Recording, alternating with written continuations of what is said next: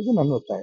Sir, ಈಗ ಪ್ರಮುಖವಾಗಿ ಏನಂದ್ರೆ ನೀವೇನು ಗಟ್ಟಿ ಧ್ವನಿ ಎತ್ತಾ ಇದ್ರಲ್ಲ, ಆ ಗಟ್ಟಿ ಧ್ವನಿನ ಬೆಳಗಾವಿ ಜಿಲ್ಲೆ ಯಾವ ಬಿಜೆಪಿ ನಾಯಕರು ಸರ್, ಗಟ್ಟಿ ಧ್ವನಿ ಬಿಜೆಪಿ ನಾಯಕರು ಅನ್ನೋಂಥ ಪ್ರಶ್ನೆ ಇದ್ರಲ್ಲಿ ಬರಲ್ಲ. ರಾಜ್ಯ ಉಪಾಧ್ಯಕ್ಷರಿದ್ದಾರೆ, ಶಾಸಕರಿದ್ದಾರೆ, ಮೀನಾಮೇಷ ಮಾಡ್ತಾ ಇದ್ದಾರೆ. ನಾನು ಹೇಳೋದ್ ಕೇಳಿ, ಎಲ್ಲರ ಮನಸ್ಸಿನ ಭಾವನೆ ಒಂದೇ ಇದೆ. ಎಲ್ಲರೂ ಈಶ್ವರಪ್ಪ ಆಗಕ್ಕಾಗಲ್ಲ, ಎಲ್ಲರೂ ಯತ್ನಾಳ್ ಆಗಕ್ಕಾಗಲ್ಲ. ಒಬ್ಬೊಬ್ಬರ ಒಂದೊಂದು ಭಾವನೆ ಇದೆ. ಇವತ್ತು ಇಲ್ಲಿ ಬೆಳಗಾಂ ಘಟನೆನ ನೋಡಿದಾಗ ಇಲ್ಲಿ ಪೊಲೀಸ್ ಡಿಪಾರ್ಟ್ಮೆಂಟ್ ಹಾಗಾದ್ರೆ ಸತ್ತೋಗಿದ್ಯಾ? ಹೋಗ್ಲಿ, ನಿಮ್ಮ ಟಿವಿಗಳಲ್ಲಿ ಬಂದ ನಂತರ ಕೂಡ ಯಾರು ಹೊಡೆದಿದ್ದಾರೆ, ಏನು ಕತೆ, ಒಬ್ಬ ಸಚಿನ್ ಲಮಾಣಿನ ಕರೆದು ಮಾತಾಡಿದಾರ? ಅವನ ಬಗ್ಗೆ ಯಾಕೆ ಹೊಡೆದ್ರು, ಏನು ಕತೆ ಅಂತ ಕೇಳಿದಾರ? ಆ ಹೆಣ್ಮಕ್ಳಿಗೆ ಏನಾದ್ರು ಧೈರ್ಯ ತುಂಬಿದಾರ? ಮುಸ್ಲಿಂ ಹೆಣ್ಮಗಳು ಇರ್ಬೋದು, ಅವಳು ಅಣ್ಣ ತಮ್ಮ ತಂಗಿ ಲೆಕ್ಕ.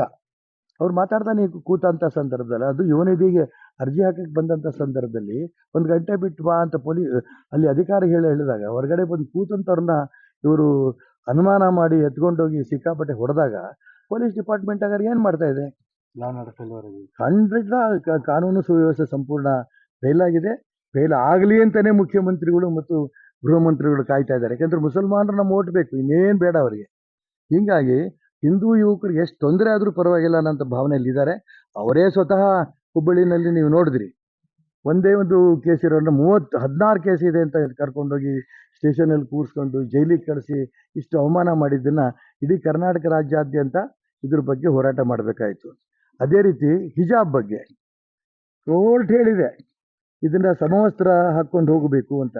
ಕೋರ್ಟಿನ್ನು ಮೀರಿ ಮುಖ್ಯಮಂತ್ರಿಗಳೇ ಹೇಳ್ತಾರೆ ಇನ್ಮೇಲೆ ಹಿಜಾಬ್ ಇಲ್ಲ, ನೋ ಹಿಜಾಬ್, ಯಾರೇನು ಬೇಕಾದ್ರೂ ಹಾಕ್ಕೊಂಡು ಹೋಗ್ಬೋದು. ಏನದ್ರ ಅರ್ಥ? ಕೋರ್ಟಿಗೂ ಬೆಲೆ ಇಲ್ಲ, ಮುಖ್ಯಮಂತ್ರಿಗಳು ಕೊಡ್ತಾ ಇಲ್ಲ. ಇಂಥ ಒಂದು ಪರಿಸ್ಥಿತಿ ಕರ್ನಾಟಕ ರಾಜ್ಯದಲ್ಲಿದೆ. ಇವರು ಅಂತಿಮ ಕಾಲ ಬಂದಿದೆ, ಕೆಳಗಾಲ ಬಂದಿದೆ.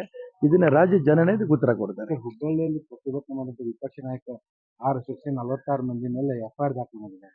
ಸರ್, ಇದು ಬಿಜೆಪಿ ಮೇಲೆ ಇವ್ರ ಕೇಸು ಎಷ್ಟು ಬೇಕಾದ್ರೂ ಕೇಸ್ ಹಾಕ್ಲಿ. ಇವತ್ತಲ್ಲ, ಜಯಪ್ರಕಾಶ್ ನಾರಾಯಣ್ ನೇತೃತ್ವದಲ್ಲಿ ತುರ್ತು ಪರಿಸ್ಥಿತಿ ವಿರುದ್ಧ ಹೋರಾಟ ಮಾಡಿದಾಗ ಲಕ್ಷಾಂತರ ಜೈಲಿಗೆ ಹೋಗಿದ್ವಿ ನಾವು. ನಮ್ಮ ಎಲ್ಲರ ಮೇಲೂ ಕೇಸ್ಗಳು ಬಿದ್ದಿದ್ದಾವೆ. ಆ ಎಲ್ಲ ಕೇಸುಗಳು ರೀಓಪನ್ ಮಾಡ್ಕೊಳ್ಳಿ, ನಮ್ದೇನು ಅಭ್ಯಂತರ ಇಲ್ಲ. ಇವ್ರು ಕೇಸ್ ಹಾಕ್ತಾರೆ ಅನ್ನೋಂಥ ಕಾರಣಕ್ಕೆ ನ್ಯಾಯದ ಪರವಾಗಿ ಹೋರಾಟದು. ಯಾಕೆಂತಂದ್ರೆ ಆ ಶ್ರೀಕಾಂತ್ ಪೂಜಾರಿ ಪರವಾಗಿ ನ್ಯಾಯಬದ್ಧವಾಗಿ ಹೋರಾಟ ಮಾಡಲಿಲ್ಲ ಅಂದ್ರೆ ಕೋರ್ಟಿಗೂ ಗೊತ್ತಾಗ್ತಿದ್ದಿದ್ದು ಹೇಗೆ? 16 ಕೇಸ್ ಹಾಕಿದೀವಿ ಅಂತ ಸುಳ್ಳು ಹೇಳಿ ಪಟ್ಟಿ ಕೊಡ್ತಾರೆ. ಅದ್ರಲ್ಲಿ 15 ಕೇಸ್ ಇತ್ಯರ್ಥನೇ ಆಗೋಗಿದೆ. FIR ಕೇಸ್ ಕಾಪಿ ಇಲ್ಲ, ಅರ್ಜಿ ಹಾಕಿದ ಕಾಪಿ ಇಲ್ಲ.